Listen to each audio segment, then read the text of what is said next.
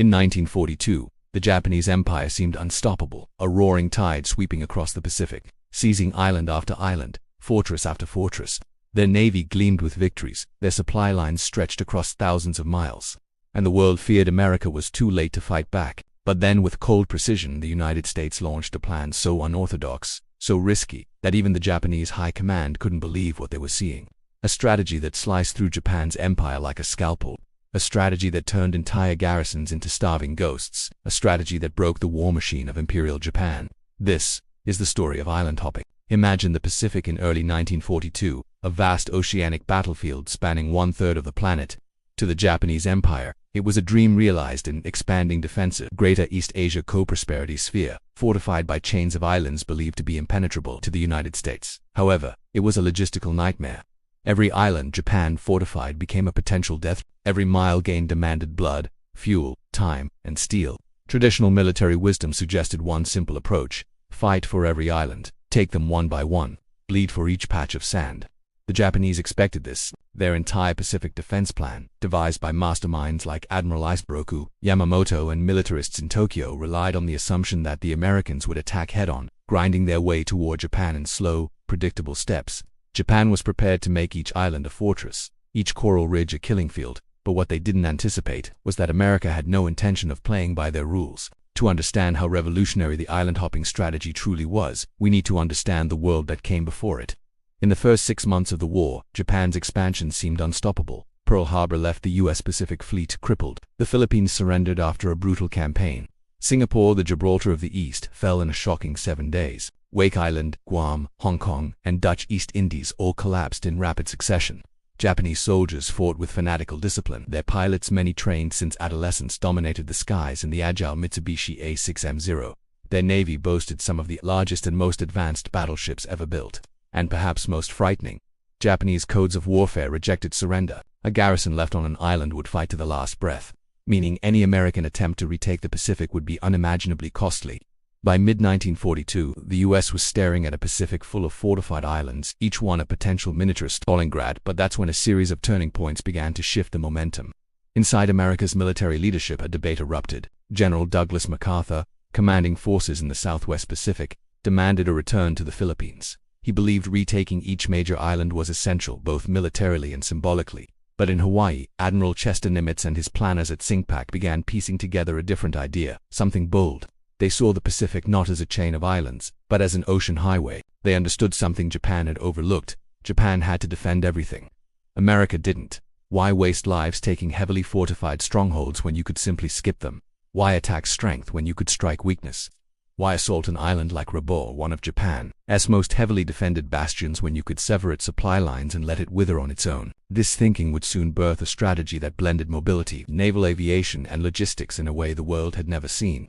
But before this new American strategy would fully unfold, one battle changed the map of the Pacific. Midway, the U.S., through brilliant code-breaking, ambushed and sank 4 of Japan's frontline carriers. It was a devastating blow, one Japan never recovered from. Their elite naval aviators, trained over many years, were lost in a matter of minutes. With Japan suddenly on the defensive, the United States saw an opportunity to seize the initiative. Yet even after Midway, Japan still held a sprawling empire. Their troops were dug into jungle mountains. Their bunkers were carved into volcanic rock. They had thousands of aircraft and hundreds of warships guarding their positions. A typical invasion path would cost hundreds of thousands of lives. But then came Guadalcanal, where American Marines discovered firsthand what it meant to fight the Imperial Japanese Army in the jungle. Nights shook with bonsai charges. Diseases ravaged both sides. Japan fought like an enemy without fear of death. If we fight the Japanese on every island, we'll never reach Tokyo. Something had to change. Something did change. It was here in late 1942 to early 1943 that a new strategy was born, officially called Operation Cartwheel, and later refined into what historians simply call island hopping. It was the brainchild of multiple minds: Admiral Chester Nimitz, Admiral Ernest King, General Douglas MacArthur, Marine Corps strategist Earl Ellis, whose pre-war writings predicted the strategy almost perfectly, and countless intelligence officers and naval planners. The idea was deceptively simple. 1. Identify key islands, ones with airfields, harbors, or strategic positions. These were the stepping stones. 2. Capture only those islands. Establish airbases and naval supply hubs. Use aircraft to cut off nearby Japanese garrisons. No supplies, No reinforcements, no escape. 5. Let those bypassed Japanese forces starve and collapse without a single direct battle. This wasn't just a strategy, it was psychological warfare, logistical warfare and naval warfare fused together. And Japan never adapted. Over the next 5 parts, we'll dive deeper into how island hopping unfolded, the surprising victories, the brutal battles, the bold decisions, and the incredible risks that could have failed at any moment. We'll uncover how the US leapfrogged across half the Pacific Ocean, leaving tens of thousands of Japanese soldiers stranded, powerless, and cut off. We'll explore the battles that defined the strategy: Tarawa, Saipan, Peleliu, Leyte, Iwo Jima, each one reshaping Japan's fate. But for now, our story pauses at the moment before the leap begins. The Pacific is vast. Japan is fortified. America is preparing for a strategy the world has never seen, and the war machine of Imperial Japan is about to face its greatest test. The year is 1943. The Pacific is still a battlefield of uncertainty, chaos, and shifting tides. Japan holds a defensive ring so vast that American strategists compare it to a fortress the size of an ocean. But deep inside that ring lies a fatal vulnerability. Japan's empire is overextended. Its supply lines stretch thousands of miles. Its garrisons depend on fragile chains of transport ships constantly stalked by American submarines. Its industrial capacity is only a fraction of America's yet. Its war plan assumes the United States will fight slowly, methodically, and predictably. But America is done playing by the rules. The first real test of the island-hopping concept comes not with a grand invasion, but with something far more methodical: Operation Cartwheel, a complex encirclement of Japan's massive fortress at Rabaul. To Japan, Rabaul is the crown jewel of the South Pacific, a city transformed into a military superbase. Over 100,000 men, airfields carved into the jungle, anti-aircraft guns, bunkers, coastal defenses, naval facilities, all designed to crush any attempt at invasion. MacArthur's staff predicts that storming Rabaul directly would require at least 250,000 American troops and cost tens of thousands of lives. The solution is as daring as it is counterintuitive: cut it off, starve it, strangle it. And so begins the first major execution of the island-hopping strategy. To us, offensives now move in parallel. MacArthur's forces push north along New Guinea. Nimitz's forces sweep westward across the Central Pacific. Rather than assault every fortified island, the Allies strike only where they gain advantage. On maps inside Allied headquarters, planners circle specific targets like stepping stones across a pond: New Georgia, Bougainville, the Admiralties, the Gilberts, the Marshalls, the Marianas. Each of these islands has something Japan cannot afford to lose: an airfield, a harbor, or a position enabling the next leap forward. But these weren't easy victories. Each capture required planning, risk, sacrifice, and guesswork. The Japanese defense doctrine assumed attackers would land on beaches, but the Americans soon learned to strike where the enemy least expected. Small islands, weakly defended outposts, coral shelves barely big enough for an airstrip. The American goal wasn't conquest, it was positioning. Every captured island became a launch pad for something bigger. The true test of the Central Pacific advance comes in November 1943 at a tiny coral atoll named Tarawa in the Gilbert Islands. Tarawa is small, just 2 miles long, but its defenses are massive. Over 4,500 Japanese troops wait behind thick bunkers, coastal guns, and machine gun nests. 1 million Americans cannot take Tarawa in 100 years. He was wrong, but he wasn't entirely wrong. When us Marines storm the beaches, tides betray them. Amtraks get stuck on reefs. Marines wait hundreds of yards under machine gun fire. Within hours, the beaches become a nightmare of bodies, smoke, and shattered equipment. It is one of the most brutal battles the Marines had ever fought. But Tarawa falls in just 76 hours. And more importantly, America learns how dangerous fortified islands are. The public sees the horrific cost of direct assaults. Planners realize that fighting every island this way would be impossible. Tarawa isn't just a battle, it's a warning that reinforces the importance of skipping strongholds whenever possible. After Tarawa, planners revise assault tactics. Naval bombardments are strengthened, amphibious vehicles are improved, intelligence becomes sharper. Then comes the Marshall Islands campaign in early 1944 here. America performs one of the most important moves of the entire war. They bypass the heavily fortified island of Watch, they bypass Malolap. They bypass Mill. Instead, Nimitz strikes at Kwajalein, Arunamur, Iniwar, stunned. Their commanders had expected assaults on their strongest bases. Instead, America ignores them completely by skipping their strongest fortresses and attacking weaker, more strategic targets. The US cuts off entire garrisons, leaving nearly 30,000 Japanese troops stranded, useless, and starving. The reports from Japanese survivors are haunting. Garrison commanders radio Tokyo begging for food. Supply convoys never arrive. American submarines sink them. Soldiers, once proud and battle-ready, begin dying not in combat but from hunger and disease. Japan's war machine begins to crack, not through force of arms alone but through the invisible pressure of isolation.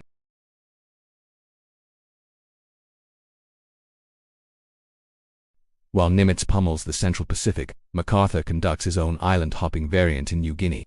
Heavily fortified strongholds at Madang, enemy concentrations at Woook, the massive garrison at Hansa Bay. Instead, he leaps up the coast, landing behind enemy lines, capturing small airfields and forcing Japanese troops to retreat through endless jungle. Japanese soldiers die in the thousands from starvation, malaria, and exhaustion. They barely fire a shot before their positions become irrelevant. One historian describes Japan's New Guinea campaign as a long retreat into death, and it all stems from America's refusal to attack where Japan is strongest. While America adapts its strategy, Japan does the opposite. They cling to a rigid doctrine: defend everything, hold every island, never retreat. But defending everything means defending nothing effectively. Their supply lines collapse, their air power dwindles, their navy shrinks under submarine attacks, and their best troops become trapped on islands that no longer matter. Japan had built a war machine designed for short, sharp operations. Island hopping forced them into a long, grinding war of attrition they could never sustain. By mid-1944, the US has momentum. Airstrips multiply. New ships pour out of American shipyards every month. Carrier groups grow so large that Japanese naval commanders call them moving sea fortresses, and the next Allied target will strike at the heart of Japan's empire. The Mariana Islands, Saipan, Tinian, and Guam. From these islands, American B-29 bombers will be able to reach Tokyo itself. If the island-hopping strategy succeeds here, Japan's mainland will no longer be safe. If it fails, the entire Pacific campaign could collapse. The stakes have never been higher. By mid-1944, the island-hopping strategy is no longer a theory, it's a sharpened blade, slicing closer and closer to Japan's inner defenses. But now, the United States is preparing for a strike that will send shockwaves all the way to Tokyo, the invasion of the Mariana Islands. Because from Saipan, Tinian, and Guam, the US can build airfields capable of launching the new B-29 Superfortress, an aircraft that can fly higher, farther, and carry more bombs than anything Japan can stop. For the first time in the war, Japan's homeland becomes reachable.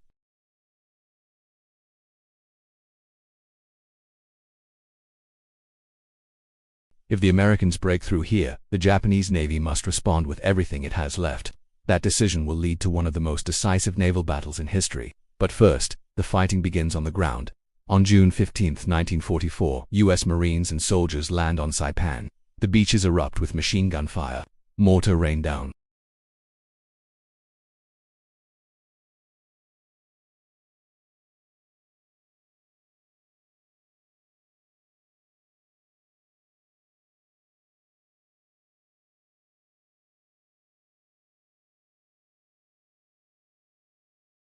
Caves must be cleared by flamethrowers.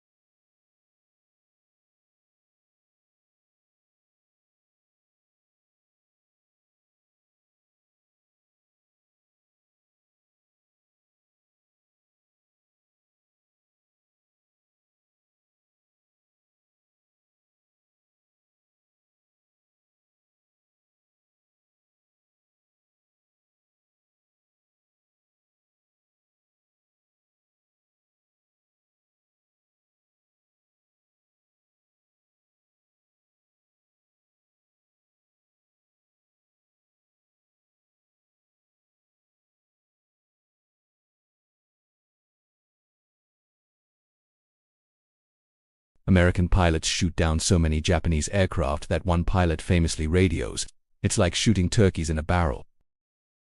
The Great Marianas Turkey Shoot. By the end of the battle, Japan loses over 300 carrier aircraft, most of its remaining veteran pilots, a fleet carrier, the Hyo, hundreds of irreplaceable aircrew. More importantly, Japan's ability to project naval air power is shattered. Their carriers become empty shells floating steel without wings. Island hopping didn't just bypass Japan's strongpoints, it forced Japan into a battle they couldn't win. After Saipan, the Americans waste no time. Guam falls in early August. Tinian falls shortly after. Tinian will soon become one of the most important islands on Earth. Engineers build the world's largest airbase there, 6 miles of runways, capable of launching hundreds of B-29s. It's here, on this small tropical island, that 2 of the most famous aircraft in history will take off a year later. The Enola Gay boxcar, but that part of the story comes much later. For now, island hopping has reached a point where American air power can finally hammer the Japanese home front. The skies over Japan will soon darken with thousands of bombers, and Japan knows time is running out. As American forces leapfrog from island to island, Japan experiences a slow-motion collapse. Food and fuel shortages plague the home islands. Submarines sink Japan's merchant fleet faster than it can be replaced. Aircraft production gears up, but pilots are untrained. Japan can build planes, but cannot build pilots. Military leaders argue fiercely about strategy. Some believe in defending the Philippines. Others insist on protecting Formosa, Taiwan. None agree on how to counter the rapid American advance.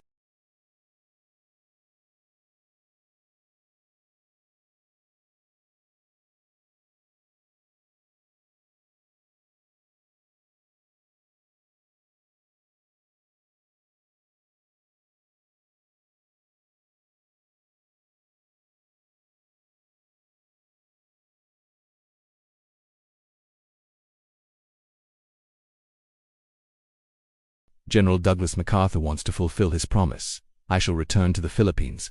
He believes retaking the islands is essential for honor, strategy, and cutting Japan's southern supply routes. Admiral Chester Nimitz, however, wants something different. He wants Formosa, Taiwan, a leap that would place Americans even closer to the Japanese mainland. The debate becomes heated. Both visions have merit, but then, intelligence reports change everything. Japan is massing its remaining naval forces around the Philippines. Airbases there make American positions in the Pacific dangerously exposed. MacArthur argues that skipping the Philippines would be gambling with the entire Pacific campaign. President Roosevelt steps in. He sides with MacArthur. The next target is the Philippines. Japan braces for a showdown unlike anything seen so far. As American forces prepare to land on Leyte in October 1944, Japan assembles its remaining battleships, cruisers, and carriers. They plan a three-pronged attack to crush the U.S. invasion fleet. What follows will become the largest naval battle in recorded history, a desperate, sprawling fight across hundreds of miles of ocean.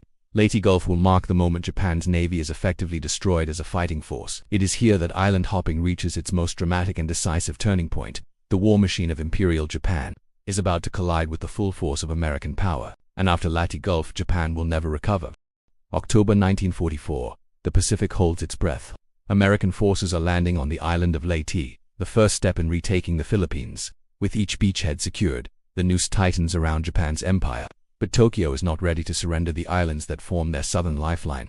Japan unleashes a desperate all-or-nothing plan, Operation SHGE. In it, the Japanese Navy will risk everything, every battleship, every carrier, every cruiser, hoping to smash the American landing forces and reverse the tide of the war. What follows is a sprawling four-part clash remembered as the Battle of Leyte Gulf, the largest naval battle in human history. It is here that island hopping pushes Japan into a confrontation they hoped to avoid. It is here that Japan's war machine shatters. Japan knows its carrier air power is crippled, so they use their remaining carriers not as weapons but as bait. A decoy carrier force sails north, hoping to lure Admiral Halsey's powerful Third Fleet away from the invasion beaches. Meanwhile, two massive Japanese surface fleets commanded by Admirals Kurita and Nishimura attempt to converge on Leyte and annihilate the American transports for a moment. It almost works. Admiral Halsey, eager for a decisive victory, takes the bait and chases the decoy carriers. His departure leaves the northern approach to Leyte dangerously exposed, and through that gap sails one of the most powerful surface fleets Japan has ever assembled. Admiral Kurita's center force includes battleships, cruisers, destroyers, and most fearsome of all, the Yamato, the largest battleship ever built, armed with 18-inch guns capable of obliterating any ship afloat.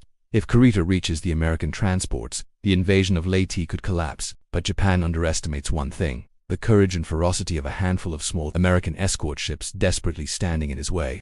On the morning of October 25, 1944, Kurita's massive force emerges from the mist and descends upon a tiny, outmatched American task group known as Taffy 3. Taffy 3 consists of escort carriers, small destroyers, even smaller destroyer escorts. They are supposed to be behind the lines. They are not supposed to face battleships. They are certainly not supposed to face the Yamato, but they do. And instead of fleeing, the American ships charge. Destroyers with thin steel hulls, no match for battleship shells, launch torpedoes at Kurita's giants. Smoke screens fill the sea. Pilots from the escort carriers, low on ammunition, dive at Japanese ships anyway, some attacking with nothing but machine guns or even empty bomb racks. One pilot radios, "I'm making a dry run, wish me luck." Another destroyer captain cries to his crew, "We're going in, give 'em hell." The battle is chaotic, furious, and heroic. US ships are shattered, burning, sinking, but their attack is so aggressive, so unexpected that Kurita believes he has encountered a much larger American force. He withdraws. The invasion survives. Leyte holds. With this moment, Japan's last hope of halting the American advance evaporates. Leyte Gulf ends with catastrophic Japanese losses. 4 carriers sunk, 3 battleships damaged or sunk, numerous cruisers and destroyers lost, hundreds of planes destroyed, thousands of highly trained sailors gone forever after Leyte Gulf. The Imperial Japanese Navy ceases to exist as a strategic fighting force. America's island-hopping strategy didn't require destroying every enemy ship at every island. It forced Japan into overextension, into responding desperately, into a battle they couldn't win. And now, the path toward Japan is open, but the war is far from over. General Douglas MacArthur had promised, "I shall return." Now he does. From Leyte, the Americans push westward across the archipelago, Mindoro, Lingayen, Gulf, Manila, Cebu, Luzon. Japanese soldiers fight with grim determination, but their supplies are exhausted, their morale waning, their communications collapsing. Entire armies must fend for themselves, cut off by American naval superiority.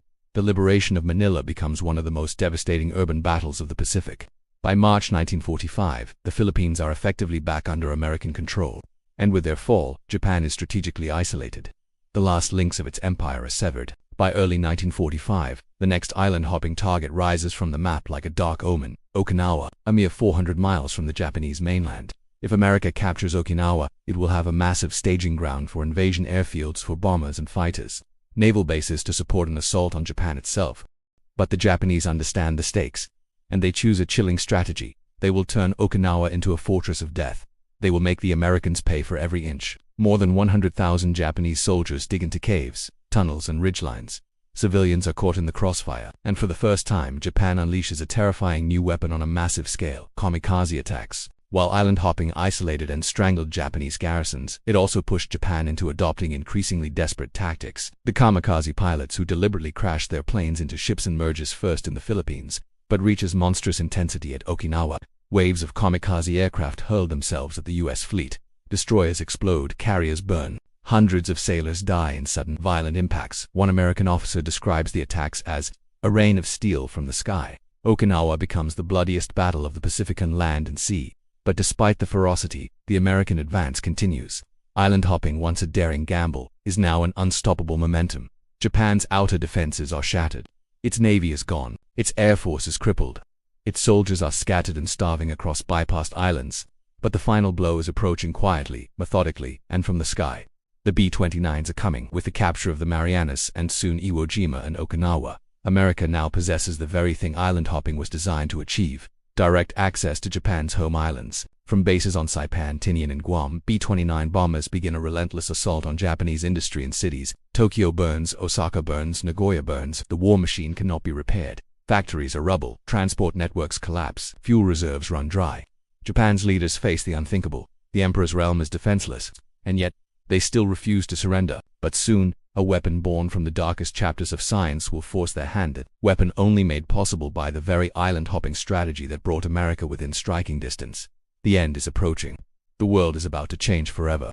As the Pacific War enters 1945, the island-hopping strategy has carved a path straight toward Japan's doorstep. But 2 islands remain, to volcanic outposts standing between American bombers and the mainland. The first is Iwo Jima, a speck of black rock in the ocean. An island only 8 square miles in size. Yet one of the most important battles of World War II is about to ignite there, because Iwo Jima is home to airfields used by Japanese fighters to intercept American B-29s and attack damaged bombers. Limping home from missions over Tokyo, capturing it would save countless American airmen. But the Japanese know its value too. General Tadamichi Kurabayashi transforms Iwo Jima into a death trap, an underground fortress of bunkers, tunnels, and artillery positioned to survive even the heaviest bombardment. When the U.S. Marines land on February 19, 1945, they expect resistance. What they encounter is hell. The volcanic sand swallows boots and tank tracks. Marines struggle forward under relentless machine gun fire coming from invisible positions. The Japanese rarely attack directly. Instead, they choose attrition, forcing the Americans into brutal close-quarters fights for every ridge and pillbox. Mount Suribachi looms like a black sentinel. When it finally falls, the iconic flag raising becomes a symbol of hope, but the battle is far from over. 36 days of carnage pass. Nearly 7,000 Americans die. Over 20,000 Japanese perish, nearly the entire garrison. Iwo Jima becomes one of the costliest victories of the war. But strategically, it delivers exactly what island hopping intended: emergency landing site for over 2,000 B-29s, a base for P-51 Mustang escorts, a springboard for the assault on Japan's final defensive ring. And that brings us to the last battleground. If Iwo Jima was hell, Okinawa is something worse. A full-scale preview of what invading Japan itself might look like. On April 1, 1945, American troops land on the island. They meet little resistance at first, too little, because unlike earlier battles, the Japanese commander, General Matsuru Oshijima, chooses not to defend the beaches. He withdraws his forces to the southern half of the island, constructing layered defenses in ridges, caves, and fortified high ground. For 3 months, Americans pushed through, torrential rain mud deeper than their boots, minefields, artillery raining from unseen cave mouths, fanatical counterattacks, waves of kamikazes slamming into the fleet offshore. The Japanese unleashed the largest kamikaze assault of the war, over 1,500 suicide aircraft. One U.S. sailor describes the horror. It felt like the sky itself was falling in flames. The cost is staggering.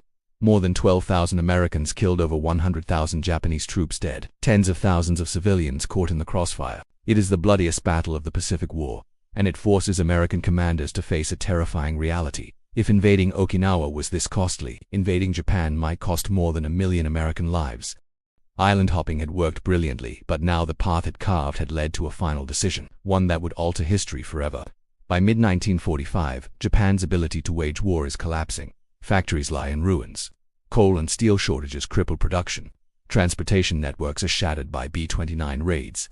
Militarily, the Navy is gone. The Air Force is reduced to kamikaze units because it lacks trained pilots and fuel. Isolated garrisons across the Pacific starve or surrender, abandoned by vanished supply lines.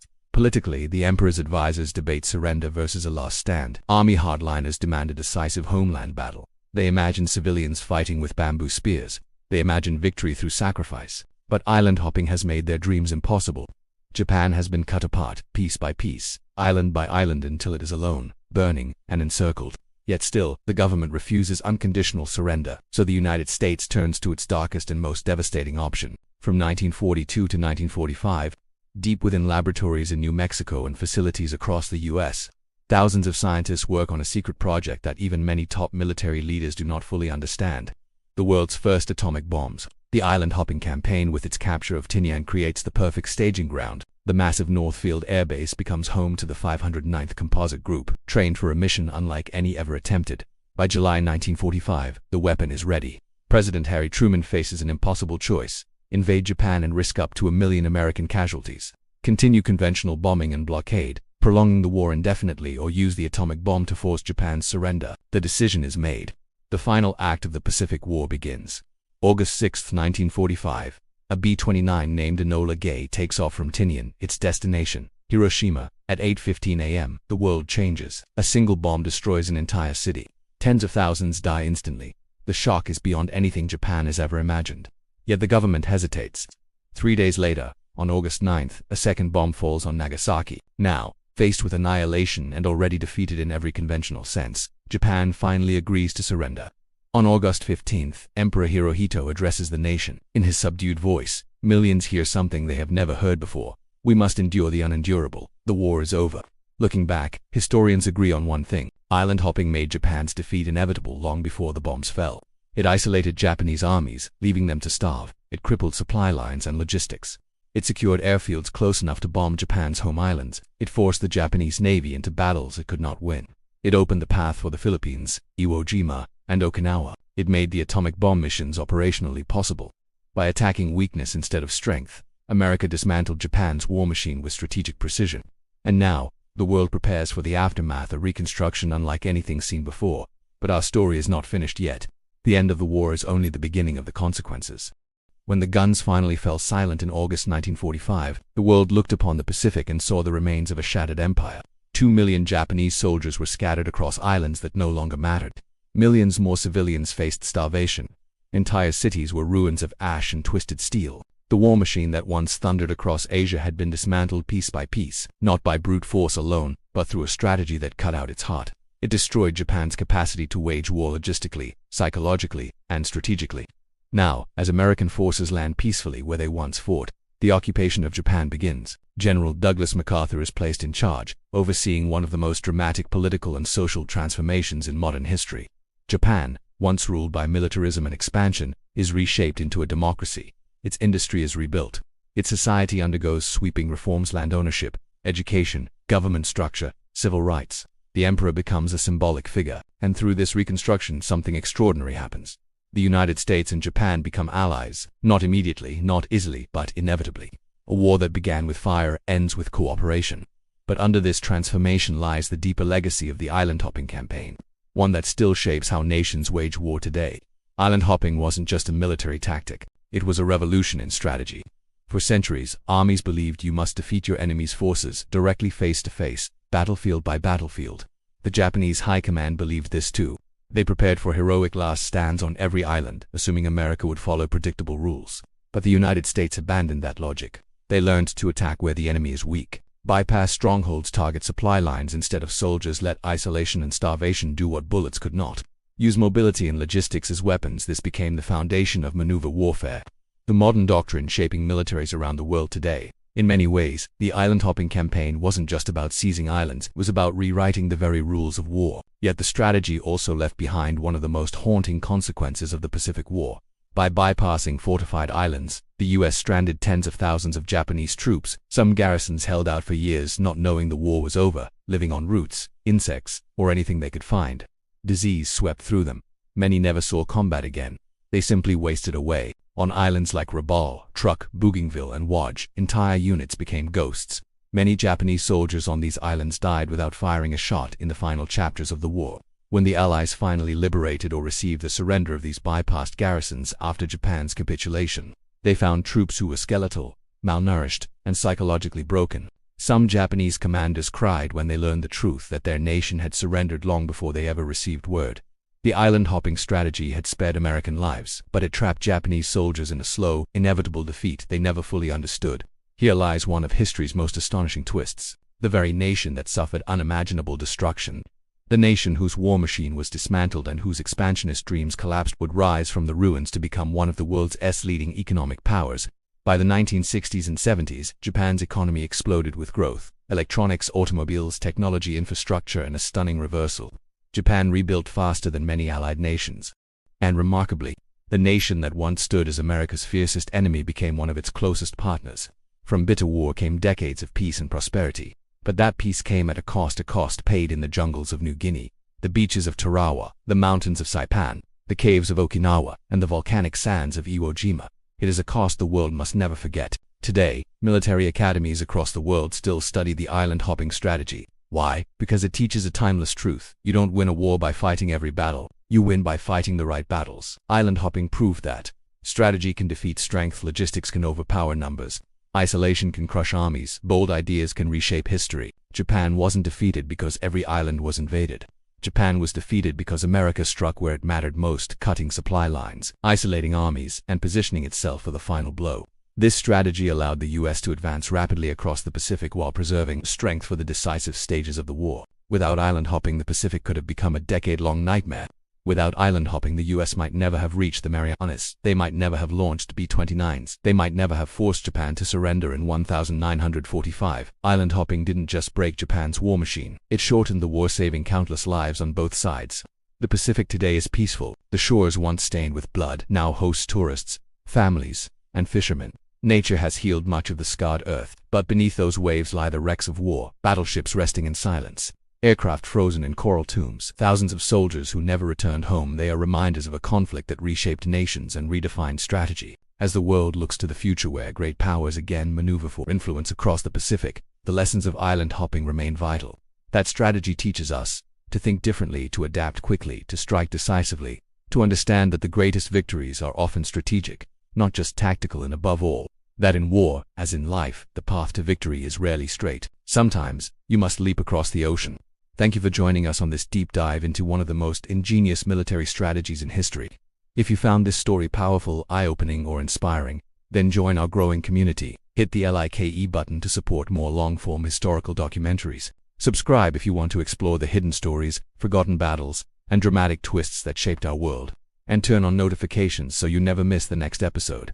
This is history the way it was meant to be told, not just dates and facts, but human stories of genius, sacrifice, and destiny.